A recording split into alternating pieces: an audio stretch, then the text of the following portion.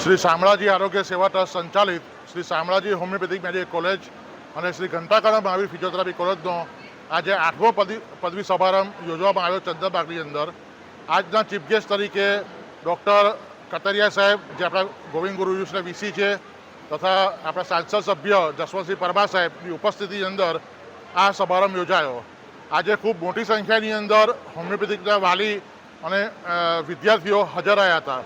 આજે પદવી સમારંભની અંદર 111 વિદ્યાર્થીઓએ હોમિયોપેથિક પદવી સમારંભ આયોજન થયું અને 20 જેટલા છોકરાઓ જે ઘંટાકરણ મહાવીર ફિઝિયોથેરાપી કોલેજમાંથી આજે પાસ થયા અને પદવી સમારંભ થયું।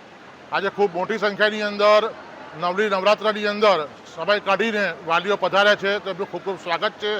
અમારા તમામ સ્ટાફ મિત્રો તરફથી વિદ્યાર્થીઓને શુભેચ્છા પાઠવીએ છીએ કે ભવિષ્યની અંદર સારી પ્રેક્ટિસ કરે અને સમાજની અંદર શામળાજી કોલેજનું નામ રોશન કરે એવી આશા રાખું છું।